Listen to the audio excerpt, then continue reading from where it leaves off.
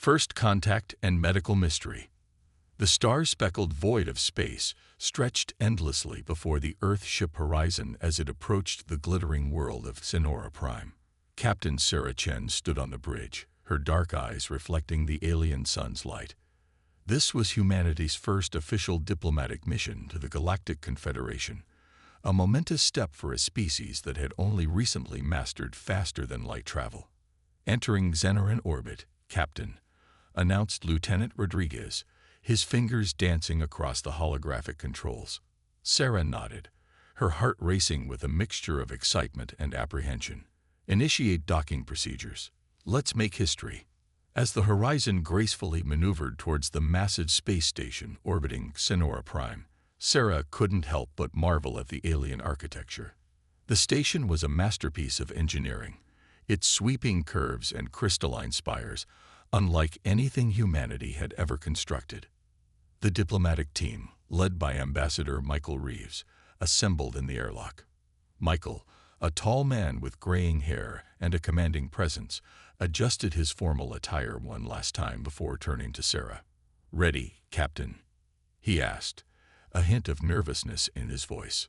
Sarah gave him a reassuring smile. "As ready as we'll ever be, Ambassador. Remember, we're representing all of humanity out there." The airlock hissed open, revealing a delegation of alien dignitaries waiting to greet them. The Xenorans, with their iridescent skin and 4 arms, bowed in welcome. Their spokesperson, a being named Zalthor, stepped forward. "Welcome, humans of Earth," Zalthor said, their translator converting the musical alien language into English. "We are honored to receive you as potential members of the Galactic Confederation." Michael stepped forward, bowing in return. "The honor is ours, esteemed Zalthor. We come in peace and with hope for a prosperous future together." The next few days were a whirlwind of meetings, cultural exchanges, and negotiations. The humans marveled at the advanced technology of the Xenorans, from their gravity-defying transportation to their holographic communication systems. In return, the aliens seemed fascinated by human art, music, and cuisine. It was during a formal dinner on the 3rd night that things took an unexpected turn. Ambassador Reeves, midway through a toast, suddenly clutched his chest and collapsed. The room erupted in chaos as both humans and Xenorans rushed to his aid. "Medical emergency," Sarah shouted into her communicator. "We need immediate assistance." Zalthor quickly took charge, their 4 arms gesturing urgently. "This way. Our medical bay is the most advanced in the quadrant. We can help your ambassador." Sarah and 2 other crew members carried Michael's unconscious form, following Zalthor through the winding corridors of the station. They burst into a room that looked more like a futuristic art installation than a hospital. Sleek, organic-looking machines pulsed with soft light, and holographic displays flickered with alien script. A team of Xenoran medics, led by Chief Medical Officer Dr. Elix, immediately went to work. Their movements were a blur as they placed Michael into a translucent pod filled with a glowing blue gel. "What's happening?" Sarah demanded, her captain's composure slipping in the face of her friend's distress. Dr. Elix's large, multifaceted eyes blinked rapidly as they studied the readings. "Your ambassador is experiencing a severe cardiac event. Our biomolecular reconstructor is analyzing his physiology and will begin treatment momentarily." Sarah watched anxiously as the pod hummed to life. Streams of light danced across Michael's body, and the gel around him began to shimmer with increasing intensity. "Fascinating," Dr. Elix murmured, their antennae twitching with interest. "Your species' cellular structure is remarkably resilient. The reconstructor is having to adjust its parameters." Hours passed, with Sarah refusing to leave Michael's side. The Xenoran medics continued to monitor the situation, their expressions growing increasingly perplexed. Finally, the pod's light dimmed, and the gel drained away. Michael's eyes fluttered open, and he took a deep, gasping breath. What happened?" he asked, his voice weak but clear. Sarah rushed to his side, relief washing over her. You gave us quite a scare, Ambassador. How do you feel? Michael sat up slowly, rubbing his chest. I feel fine. Better than fine, actually. Like I could run a marathon. Dr. Elix approached, their antennae quivering with excitement. Ambassador Reeves, you've made a remarkable recovery. According to our scans, your cardiac tissue has not only repaired itself but shows signs of regeneration beyond its previous state. Zell-Thor, who had been observing silently, stepped forward. Dr. Elix, are you saying that the human healed faster than our technology could treat him? The medical officer's multifaceted eyes gleamed. It appears so, Counselor. In all my years, I've never seen anything like it. The implications are extraordinary. As Michael was helped out of the pod, Sarah couldn't help but notice the way the Xenorans were looking at them now. It was a mixture of awe, curiosity, and something else she couldn't quite identify. Perhaps a touch of fear. Zell-Thor turned to Sarah, their voice filled with wonder. Captain Chen, it seems we have much to learn from each other. Your people's resilience is truly remarkable. Sarah nodded, a small smile playing on her lips. Thank you, Counselor. I believe this is just the beginning of a fascinating journey for both our species. As they left the medical bay, Sarah couldn't shake the feeling that this incident had changed everything. Humanity had come seeking acceptance into the galactic community, but they may have found something far more valuable: respect. The news of Ambassador Reeves' miraculous recovery spread quickly through the station and beyond. Xenoran scientists clamored for the opportunity to study human physiology, while diplomats from other alien races suddenly seemed much more interested in forming alliances with Earth. As Sarah helped Michael back to their quarters, she caught sight of their reflection in a polished wall panel. They looked the same as they had when they'd first arrived, yet everything had changed. Humanity had taken its first steps into a larger universe, and they had done so not with advanced technology or military might, but with the innate strength that had allowed them to survive and thrive on their harsh, beautiful homeworld. The journey ahead would be challenging, filled with new discoveries and unforeseen obstacles. But as Sarah looked at the stars outside the station's viewport, she felt a surge of pride and hope. Humanity was ready to face whatever the galaxy had in store for them, armed with their greatest weapon, the indomitable spirit of the Deathworlders. The Deathworld hypothesis. In the weeks following Ambassador Reeves' remarkable recovery, the Galactic Confederation was abuzz with speculation and scientific curiosity. The incident had sparked a frenzy of research into human physiology, and at the center of it all was Dr. Elix, the Xenoran chief medical officer who had witnessed the event firsthand. Dr. Elix stood before the Confederation's Science Council, their iridescent skin shimmering with excitement as they presented their findings.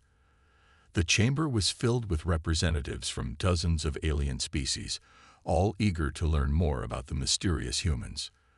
Esteemed colleagues, Dr. Elix began, their antennae twitching nervously. I present to you the Deathworld hypothesis. Our initial studies of human biology have led us to a startling conclusion.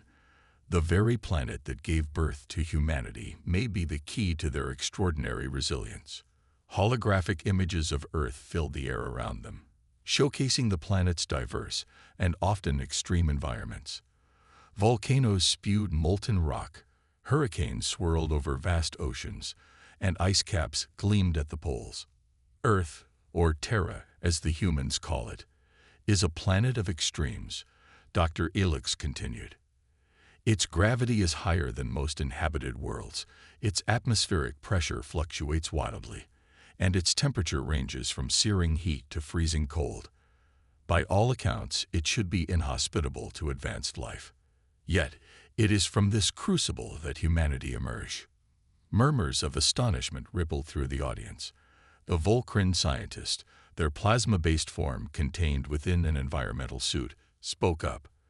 Are you suggesting that this harsh environment is responsible for the humans' advanced healing capabilities? Dr. Elix's multifaceted eyes gleamed. Precisely. Our analysis of human medical history reveals a species that has faced countless challenges, diseases, injuries, and environmental hazards that would have wiped out less resilient life forms. Yet humans not only survived but thrived.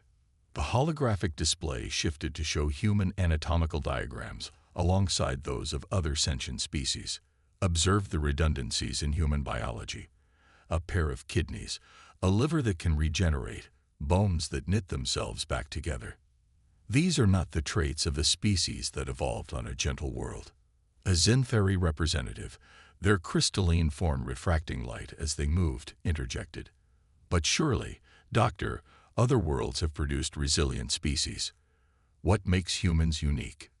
Dr. Elix nodded, anticipating the question. Indeed, many worlds have given rise to hardy life forms. But humans possess something more. An adaptability that borders on the miraculous. They can survive in environments ranging from scorching deserts to frozen tundras, from the depths of the oceans to the peaks of mountains.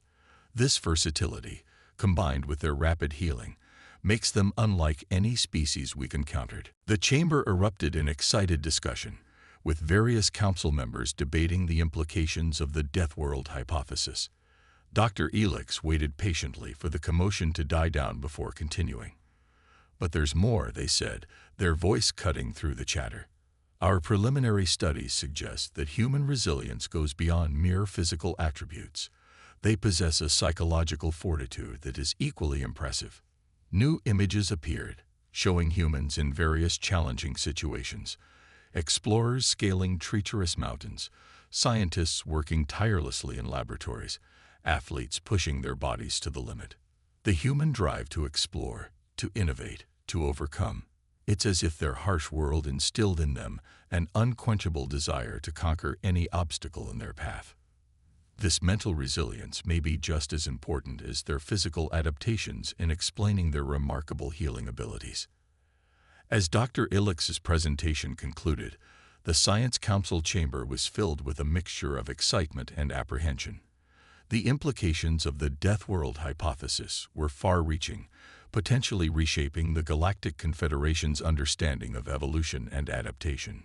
Meanwhile, back on the Xeneran space station, Captain Sarah Chen and her crew were coming to terms with their newfound status as objects of intense scientific interest. Sarah sat in a conference room with Ambassador Reeves, who had made a full recovery, and Dr. Ava Rodriguez, the Horizon's chief medical officer. "I feel like a lab rat," Reeves grumbled, absently rubbing his chest, where he had experienced his cardiac event. "Every alien scientist in the quadrant wants a piece of us now."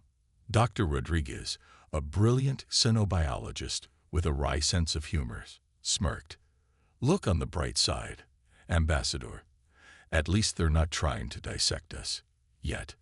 Sarah shot her a warning look before turning back to Reeves. "I understand your frustration, Michael, but we need to look at the bigger picture. This could be an incredible opportunity for humanity."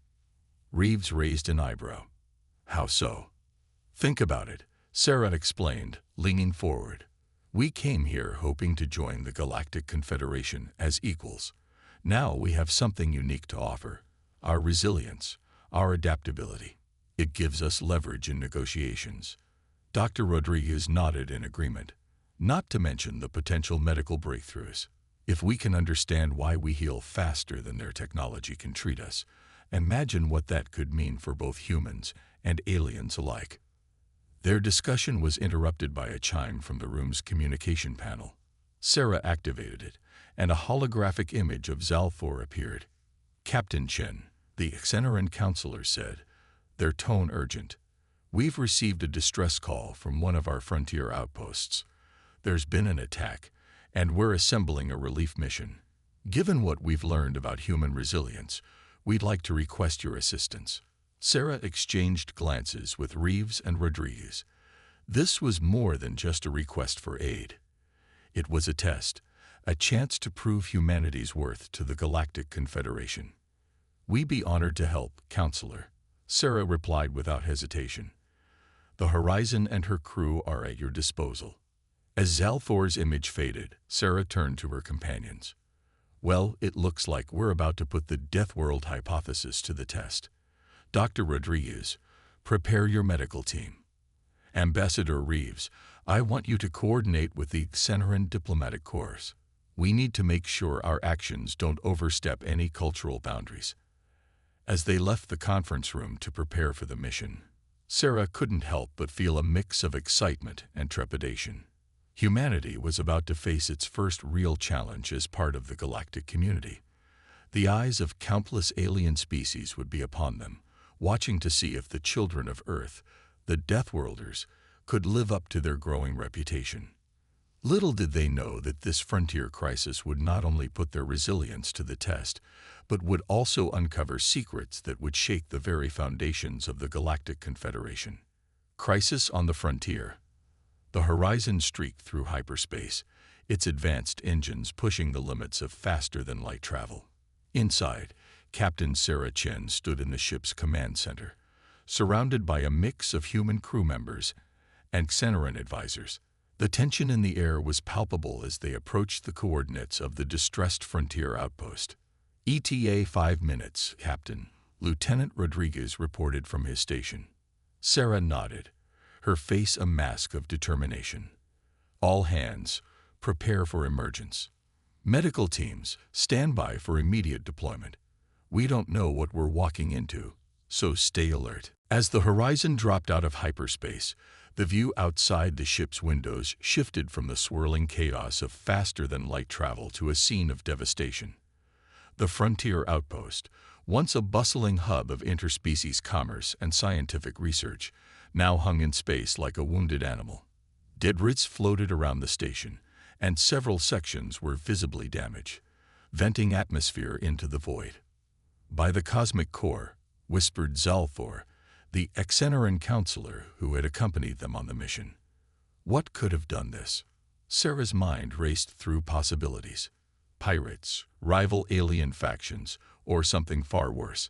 Scan for life signs and any potential threats, she ordered.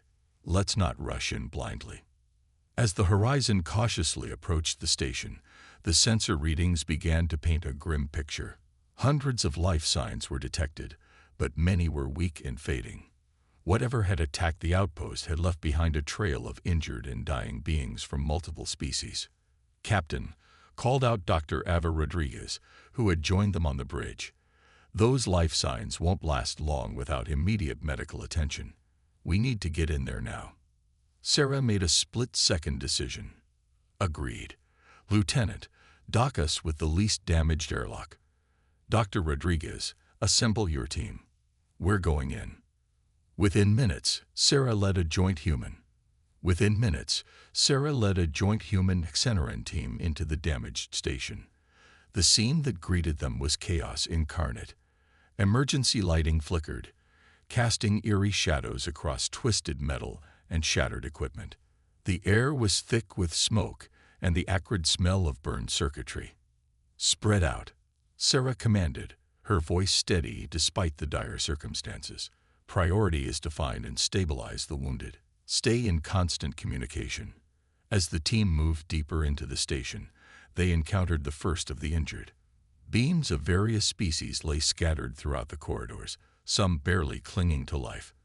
Dr. Rodriguez and her medical team immediately went to work, their movements a blur of efficiency.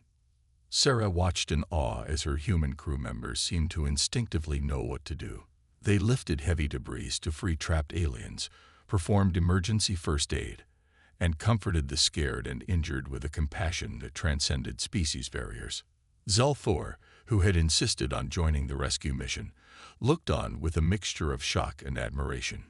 Incredible, they murmured. Your people moved through this destruction as if they were born for it. Sarah allowed herself a grim smile. In a way, we were. Earth has a long history of disasters, both natural and man-made. We've learned to function in chaos. As they pushed further into the station, they began to piece together what had happened.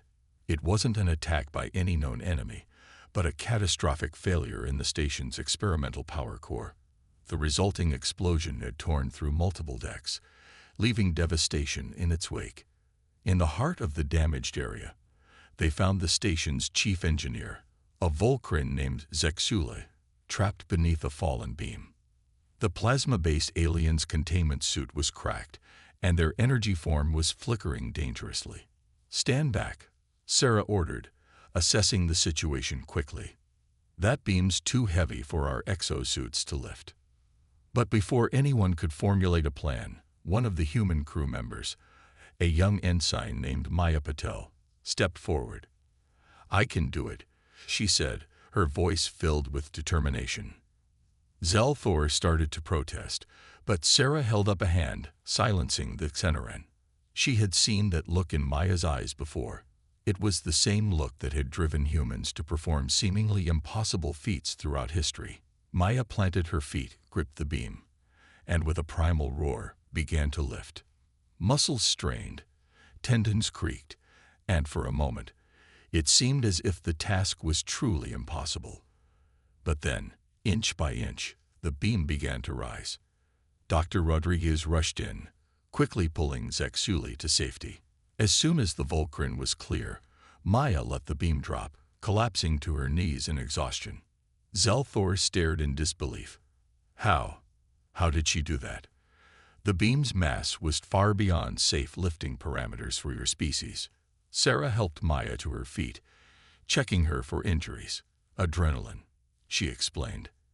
"In extreme situations, humans can tap into strength reserves we didn't even know we had. It's not without cost, though." She nodded to Dr. Rodriguez, who was already examining Maya for signs of strain or injury. As the rescue operation continued, more examples of human resilience and adaptability came to light. They worked tirelessly for hours, pushing through fatigue and hazardous conditions that would have incapacitated many other species. In the station's makeshift trade center, Dr. Rodriguez and her team performed medical feats that left their alien counterparts in awe. They stabilized patients that the advanced Xenoran technology had deemed beyond saving, improvised treatments for species they had never encountered before, and seemed to draw on an inexhaustible well of energy and determination. One of the Xenoran medics, Dr. Lirith, approached Dr. Rodriguez with a look of bewilderment. "Your methods are unorthodox," they said, "but undeniably effective. How do you know what to do in such chaotic conditions?" Ava smiled tiredly as she finished treating a patient.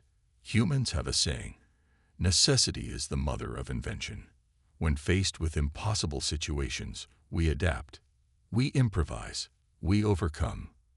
As the immediate crisis began to subside, Sarah found herself in a quiet moment with Zolthor.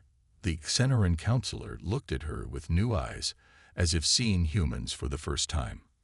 "Captain Chen," Zolthor said softly, "I must confess, when we first welcomed humans into the Galactic Confederation, many of us saw you as, well, as children, newcomers to be guided and protected."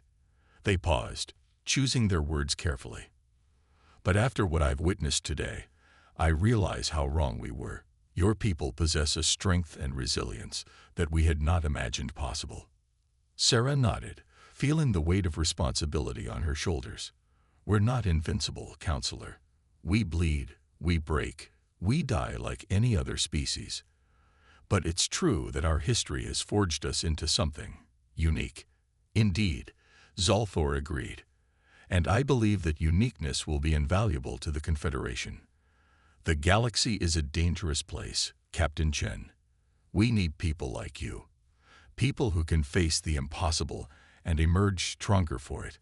As they stood there, surrounded by the aftermath of disaster and the fruits of their combined efforts, Sarah felt a sense of pride in her crew and her species. They had come to the stars seeking acceptance, but they had found something more. A chance to make a real difference in the galaxy. The crisis on the frontier outpost had been more than just a test of human resilience. It was a turning point, a moment when the Galactic Confederation began to truly understand the potential of their newest members. The children of Earth, the Deathworlders, had proven themselves not just survivors, but heroes. As the Horizon prepared to depart, carrying the most critically injured back to Xenora Prime for advanced treatment, Sarah knew that their journey was far from over. The galaxy was vast and full of wonders and dangers beyond imagination. But for the first time since leaving Earth, she felt truly confident that humanity was ready to face whatever challenges lay ahead. Little did they know that their actions on the frontier outpost would have far-reaching consequences, sparking debates and discussions across the Confederation that would shape the future of galactic society. The age of the Deathworlders had begun, and the universe would never be the same. The Great Medical Debate. The Grand Amphitheater of the Galactic Confederation's Medical Academy on Sonora Prime was filled to capacity. Representatives from hundreds of alien species sat in tiered rows, their diverse physiologies creating a living mosaic of colors, shapes, and textures. At the center of the stage stood Dr. Ava Rodriguez, Earth's leading xenobiologist, and the human who had become the unexpected star of the frontier crisis. Esteemed colleagues, Ava began, her voice steady despite the enormity of the moment. We stand at a crossroads in galactic medical science. The events at the Frontier Outpost have demonstrated that there is still much we do not understand about the nature of healing and resilience across species. Holographic displays flickered to life around her, showing detailed scans of human physiology alongside those of other species. For centuries, we humans believed we understood the limits of our own bodies. We were wrong. The challenges we faced in space, the crises we've weathered since joining the Confederation, have revealed capabilities we never knew we possessed. Murmurs rippled through the audience. Some leaned forward in fascination, while others shifted uncomfortably, as if unsure whether to be impressed or alarmed. But this is not just about human potential, Ava continued. Our experiences have opened up new avenues of research that could benefit all species. By understanding how humans adapt to extreme situations, we may unlock healing capabilities in other races that have lain dormant for millennia. As Ava delved into the specifics of her research, detailing the cellular regeneration rates observed in humans under stress and the potential applications for other species, the atmosphere in the amphitheater grew charged with excitement and controversy. Dr. Elix, the Exeneran scientist who had first proposed the Death World hypothesis, stood to address the assembly. Dr. Rodriguez's findings are fascinating, but we must proceed with caution. The implications of this research could fundamentally alter the balance of power within the Confederation. If some species can be upgraded with human-like resilience, what does that mean for those who cannot? A Xanthari representative, their crystalline form shimmering with agitation, spoke next. Are we not opening Pandora's box? Humans have shown remarkable abilities, yes, but they are also a young, unpredictable species. Should we be so quick to embrace their biology as the new standard for the galaxy? The debate raged on, with various factions arguing for and against the pursuit of human-inspired medical advancements. Some saw it as the key to eliminating suffering across the galaxy, while others feared it would lead to a new form of biological arms race. Amidst the heated discussion, a quiet voice cut through the noise. All eyes turned to see a Vulcaran, the plasma-based being supported by an advanced containment suit. It was Zexuli, the chief engineer who had been saved during the frontier crisis. I owe my life to human resilience and ingenuity, Zexuli said, their voice crackling with emotion. But more than that, I witnessed firsthand the compassion and determination that drove them to help others, even at great risk to themselves. Is this not the very essence of what medical science should strive for? A hush fell over the amphitheater as Zexuli's words sank in. Ava seized the moment, her passion evident in every word. My friends, colleagues, fellow seekers of knowledge, we have been given a gift. Not just the gift of human resilience, but the gift of a new perspective. Earth's harsh conditions forged us into what we are, but it is our choices that define us. We choose to explore, to help, to heal. Let us take this opportunity to combine the best of all our species, to create a new paradigm of medical science that uplifts all sentient beings. As Ava's speech concluded, the amphitheater erupted in a cacophony of voices. Some cheered, others argued, but all were engaged in what would become known as the Great Medical Debate. It was clear that the revelation of human resilience had sparked a revolution in galactic medicine, one that would have far-reaching consequences for generations to come. Outside the amphitheater, Captain Sarah Chen stood with Ambassador Reeves, watching the proceedings on a large viewscreen. "Well, Michael," Sarah said with a wry smile, "it seems we've stirred up quite the hornet's nest." Reeves nodded, his expression a mix of pride and concern. "Indeed we have, Sarah. The question is, are we ready for what comes next? The galaxy's eyes are upon us now, and every move we make will be scrutinized." Sarah's gaze drifted to the stars visible through a nearby viewport. "Ready or not, we're in this now. Humanity has always risen to challenges, Michael. This is just our biggest one yet." As the debate continued inside, its echoes spreading across subspace communications to every corner of the Confederation, Sarah couldn't help but feel a sense of anticipation. They had come to the stars seeking knowledge and cooperation, but they had found something more. A chance to fundamentally change the course of galactic history. The age of the Deathworlders was truly beginning, and with it, a new chapter in the story of life in the universe. Humanity's journey among the stars had only just begun, and the greatest adventures and challenges still lay ahead. A new era of galactic medicine. 5 years had passed since the great medical debate, and the landscape of galactic medicine had been irrevocably altered. The Horizon, once a simple diplomatic vessel, had been transformed into a state-of-the-art medical research ship, its corridors bustling with scientists and doctors from dozens of species. Captain Sarah Chen, now Admiral Chen, stood on the observation deck, watching as the ship approached a massive space station that hadn't existed just a few years ago. The Galactic Institute of Xenomedicine loomed before them, a testament to the new era of cooperation and scientific advancement that had been ushered in by humanity's inclusion in the Confederation. "Quite a sight, isn't it?" came a familiar voice. Sarah turned to see Dr. Ava Rodriguez joining her at the viewport.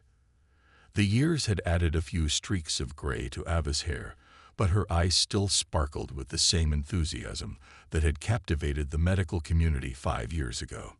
Sarah smiled warmly at her old friend. "It's hard to believe how far we've come. Sometimes I wonder if we have been better off staying on Earth, oblivious to all of this." Ava chuckled. "And miss out on revolutionizing medicine for half the galaxy? Not a chance." As they watched the Horizon dock with the station, Sarah reflected on the tumultuous years that had followed the great medical debate. The integration of human medical knowledge with advanced alien technology had not been without its challenges. Ethical concerns had been raised, political alliances had shifted, and more than once, the entire project had teetered on the brink of collapse. But through it all, the undeniable benefits of their work had shone through. Breakthroughs in cellular regeneration had led to treatments for diseases long thought incurable. The study of human adaptability had inspired new approaches to environmental medicine, allowing species to survive in habitats previously thought hostile to life. "Admiral Chen, Dr. Rodriguez," came a voice over the intercom. "Your presence is requested in the main auditorium. The symposium is about to begin." As they made their way through the station, Sarah and Ava were greeted by a dizzying array of alien beings, many of whom nodded in respect or offered words of gratitude. The impact of their work was evident in every corner of the facility. They entered the auditorium to find it packed with representatives from across the Confederation. At the center of the stage stood a familiar figure, Dr. Elix, the Xenoran scientist who had first proposed the Deathworld hypothesis. Time had weathered the aliens' iridescent skin, but their eyes still shone with intellectual curiosity. "Friends, colleagues, beings of all species," Dr. Elix began, their voice carrying across the hushed audience. "We gather here today to celebrate 5 years of unprecedented progress in medical science. What began as a controversial theory about human resilience has blossomed into a new understanding of life itself. Holographic displays sprang to life, showcasing the myriad advancements that had been made.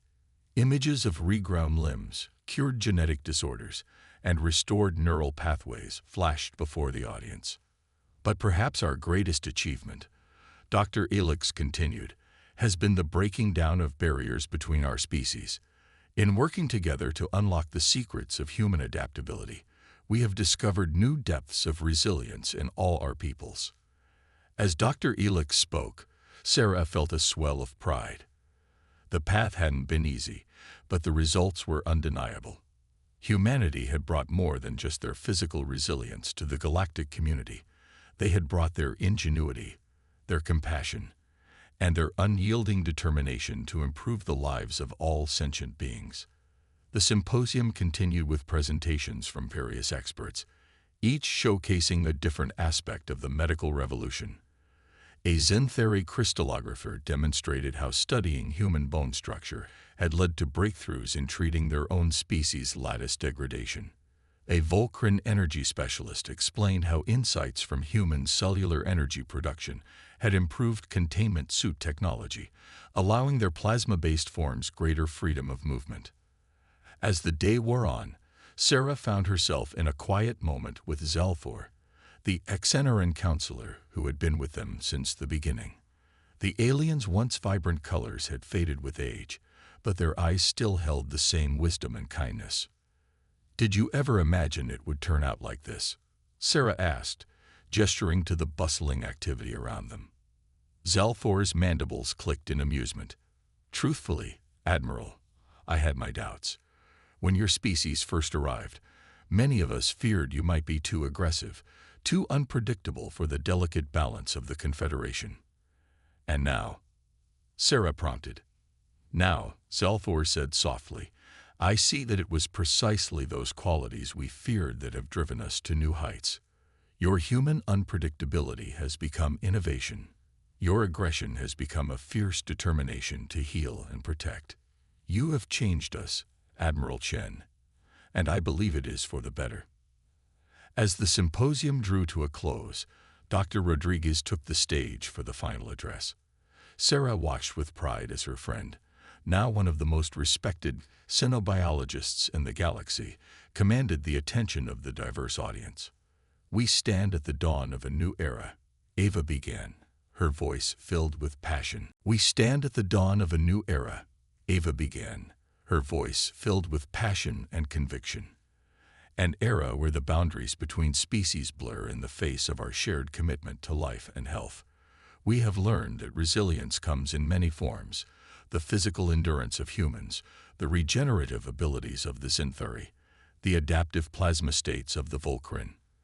By combining these strengths, we have created something greater than the sum of its parts." Holographic images danced around her, showcasing the latest medical marvels. A human child, born with a genetic disorder that would have been a death sentence just a few years ago, now played happily, her DNA repaired using techniques inspired by Syntheri crystal lattice reorganization. A Xeneran explorer, once confined to low-gravity environments, now bounded across high-gravity worlds thanks to an exoskeleton based on human musculature. "But our work is far from done," Ava continued, her eyes scanning the rapt audience. "As we push the boundaries of medical science, we must also push the boundaries of our ethics, our compassion, and our understanding of what it means to be alive in this vast, wondrous universe." As Ava's speech drew to a close, the auditorium erupted in a cacophony of cheers, whistles, and other species-specific expressions of approval. Sarah felt a lump in her throat, overwhelmed by the magnitude of what they had accomplished. The symposium concluded with a ceremony honoring the pioneers of the new galactic medicine. Sarah watched with pride as Dr. Rodriguez, Dr. Elix, and other key figures from various species were awarded the newly created Galactic Cross of Medical Innovation. As the crowds began to disperse, Sarah found herself approached by a young Xeneran, their iridescent skin shimmering with excitement. "Admiral Chen," the young alien said, mandibles clicking nervously, "I'm Zexera, Zexuli's offspring. I wanted to thank you and your species for everything you've done. Your actions saved my parent. And now I'm studying to become a doctor myself. I want to continue the work you've started." Sarah felt a wave of emotion wash over her. This, she realized, was the true legacy of humanity's journey to the stars. Not just the medical breakthroughs or the technological advancements, but the lives touched and the inspiration sparked across the galaxy. "Thank you, Zexera," Sarah said warmly. "It's young beings like you who will carry this work forward. Remember, the most important quality in a doctor isn't their technology or even their knowledge. It's their compassion and their drive to help others." As Sarah made her way back to the horizon, she reflected on the incredible journey that had brought them to this point. From that first, fateful diplomatic mission to the frontier crisis, the great medical debate, and now this celebration of a new era in galactic medicine, it had been a roller coaster of challenges and triumphs. Stepping onto the bridge of the horizon, Sarah was struck by how much had changed, and yet how much remained the same. The ship, once a symbol of humanity's first steps into the galactic community, was now a beacon of hope and healing for countless species. "Admiral, Lieutenant Rodriguez," no relation to Dr. Rodriguez, called from his station. "We're receiving a priority transmission from Earth. It's the President." Sarah straightened her uniform and nodded. "Put it through to my ready room." As she settled behind her desk, the holographic image of the President of the United Earth Government flickered to life. "Admiral Chen," the President began, her expression serious, "I hope this transmission finds you well. We've been following the developments at the Galactic Institute of Xenomedicine with great interest. Your work, and the work of all those involved, has brought unprecedented prestige to humanity." Sarah nodded, sensing there was more to this call than mere congratulations. However, the President continued, "We face a new challenge. Our long-range scout ships have detected something at the edge of known space, something that defies explanation and potentially poses a threat to the entire Confederation." Sarah felt a familiar mix of apprehension and excitement stirring in her gut. This, she realized, was why humanity had come to the stars. Not just to join a galactic community, but to face the unknown, to push boundaries, and to make a difference. "We need you, Admiral," the President said, her voice grave. "We need the horizon, its crew, and the unique perspective that only humanity can bring. The Confederation Council has agreed. You're to lead an expedition into the unknown. Your mission, to investigate this anomaly, and if necessary, defend the Confederation against whatever threat it may pose." As the transmission ended, Sarah stood and walked to the viewport, gazing out at the stars. The medical revolution they had sparked was just the beginning. Humanity's journey among the stars was far from over, and the greatest challenges and adventures still lay ahead. She tapped her communicator. "All senior staff, report to the bridge. We have a new mission." As her crew assembled, Sarah felt a swell of pride and determination. Whatever lay ahead, be it wonders or dangers beyond imagination, they would face it together. The children of Earth, the Deathworlders, had found their place in the galaxy, and they were ready for whatever the universe had in store. The Horizon's engines hummed to life, and as they pulled away from the Galactic Institute of Xenomedicine, Sarah couldn't help but smile. The next chapter of their cosmic adventure was about to begin, and she couldn't wait to see where it would lead.